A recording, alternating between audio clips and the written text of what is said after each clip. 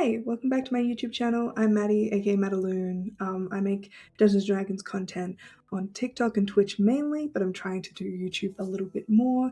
And probably one thing that most people know about me, if they've followed me long enough, is that I am a chronic wizard mate. I just love wizards so much. And so with all of this knowledge that I have on playing wizard, I decided to share it. I did a pretty similar video to this over on my TikTok that did fairly well, people found it really useful, so I thought I'd do another one.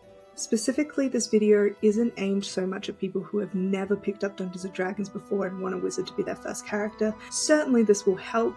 This is more so aimed at people who have at least a small understanding of D&D to begin with, whether it's they've played other classes, haven't played many spellcasters, are playing a wizard for the first time, are currently playing a wizard and want to see how they can expand on it more, or aren't having a good time seeing how they can make it better, or if you've just watched like a shit ton of actual plays or played Baldur's Gate 3 and you've just got a small understanding, then this is going to be perfect for you. A lot of people say wizards are like a bad class to be your first ever class when you're playing D&D. That's mainly because of the really long spell list, and sometimes for newbies that can be really overwhelming, which is fair, but I say do whatever you want for your first time. Just understand that might be a tiny bit more of a learning curve in regards to wizards than say if you were going to be a fighter. But I will never take away your dream. I'm going to split this video into two categories. One is how to optimize a wizard and one is how to play it so that it is fun and interesting. The reason I'm including the optimization stuff is some people just like to have a powerful character who is good at what they do and is useful in combat, which is fair enough. I've seen people who have turned away from an entire class because they've felt useless in combat and it's just frustrating. So maybe some of these tips can help you out to make you feel a little bit more buffed up in combat, especially since wizards are known to constantly die, so I can give you some tips so that doesn't happen.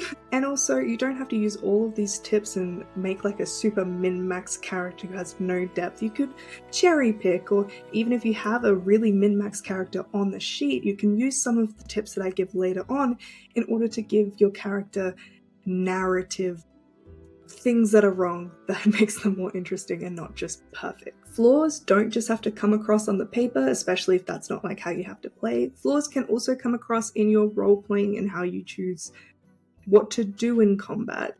Though having flaws on your character sheet can be really fun. I've done it both ways. I've played so many wizards. Trust me, I have done every which way that you can play one. Let's start off with optimizing your wizard.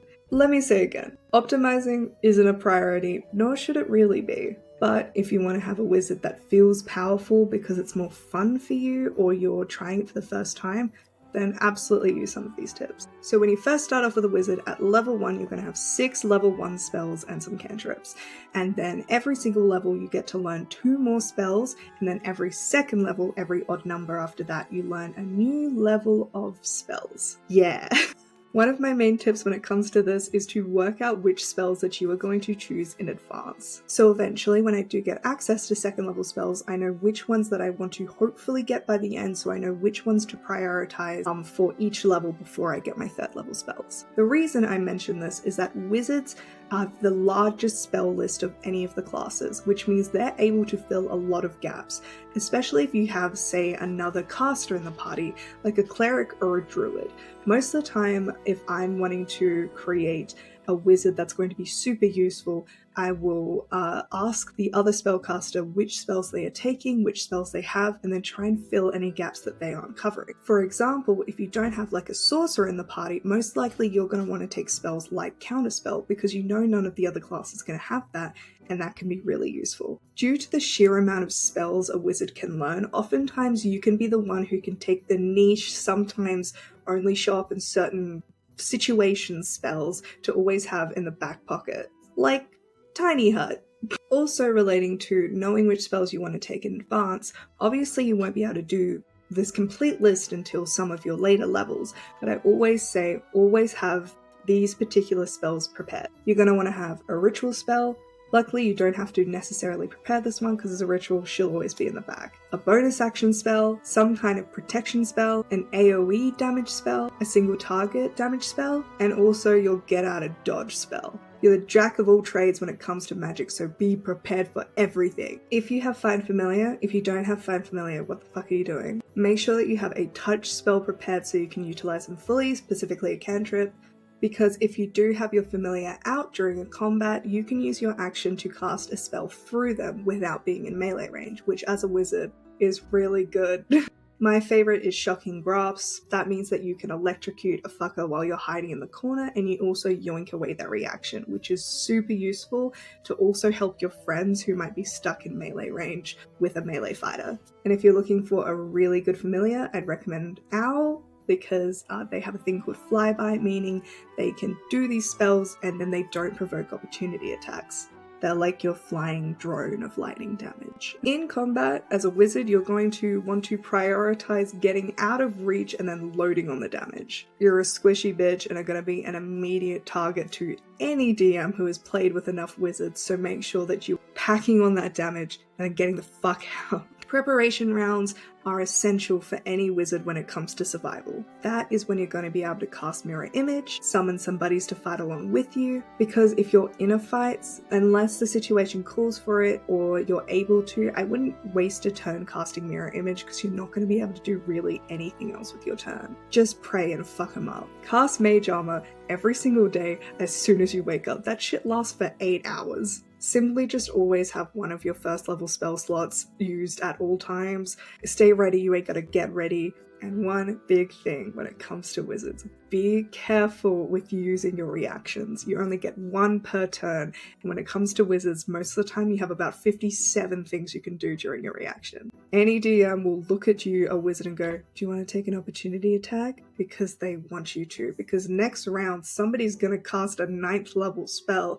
and you're sitting there like an idiot with a counter spell in your back pocket that you can't use. If shit is truly hitting the fan and you have 2 hit points to your name, Polymorph is your best friend. Don't use your last breath to kill people. If you're a giant ape, you have 137 hit points and your fists do the damage of fireballs. When you're choosing your stats, prioritize intelligence, try and get that up to 20 as soon as you can, and also make sure that your constitution is high as well. It means that you'll be able to concentrate on spells for longer. Another tip that I use all the time when it comes to choosing my spells is I pay attention to what the rest of the party can do. What is something that I can do that can make their shit hit better? For example, if you'll have a person in the party who uses a lot of things that involve strength saves or dex saves, I'm going to take stuff like Hold Person, because it means once I get a handle on that one guy, they're going to be able to absolutely load on some damage. If any other person in the party has a spell, most of the time I'm gonna say don't take that spell either. They've got that shit covered, and you have this massive list of variety that you can choose from, and most of the time you're gonna be way more useful doing something that they can't. Even if you've played a million wizards, when you're going to play a new one, have a look through the spell list again. Most of the time you're going to discover spells that you've never really thought that hard about, read it and go, holy fucking shit, that one is so underrated and awesome. Every time I play a new caster, I try and have at least half of my spells be ones that I've never used before. Obviously, all of us have our absolute favorites that are going to make it into the spell list every single time. But yeah, it's always fun to have a little bit of variety. This is a tip that I encourage any class to use, but I'll include in this because we're talking about it. When it comes to playing a character from the very first time, especially if you're not starting at level 1 and you're starting at a higher level, so you've got a lot of stuff that you can do, always write out a cheat sheet. If you're using a website like D&D Beyond, most of the time the stuff is organized by level that you get it. Most of the time wizards are pretty easy to navigate on D&D Beyond because you can look at your action, bonus action, reaction spells, which is super useful, but I always recommend to have a kind of cheat sheet laid out for your action, your bonus action, your reaction, all of those ready to go. That means that you can kind of think of the combo moves that you think are going to work perfectly and have them noted down so you can remember them for later. Most of the time you've got a huge list of stuff to choose from, and any DM is going to be really frustrated if you're sitting there umming and ahhing the whole time. Always have your go-to move that in any situation is always going to work, prepped and ready. Alrighty, those are my personal tips and tricks when it comes to playing a powerful wizard, and now we go on to the fun stuff. So these are just some tips and tricks that you can maybe think about when you're going to start building a wizard about who this character can be, specifically because you are playing a wizard. A lot of this stuff is going to make sense with any other class. First and foremost, you need to ask yourself why this person is a wizard. Why aren't they a warlock or a sorcerer or a cleric or a druid or any of the other spellcasters? Specifically, why are they a wizard? This will come in a little bit in your backstory specifically, but also it's going to be a question that you need to constantly ask yourself with every decision you make about this character. Their class is a huge part of who they are. Specifically, why have they learned magic rather than the alternative? Why were they able to learn it efficiently rather than needing to bargain for it like a warlock would? Especially if you have other casters in the party, it's really interesting to see how those two characters, specifically, for example, a sorcerer and a wizard, how are these people different because of their class? Most of the time, they probably can't even understand how the other is able to cast magic.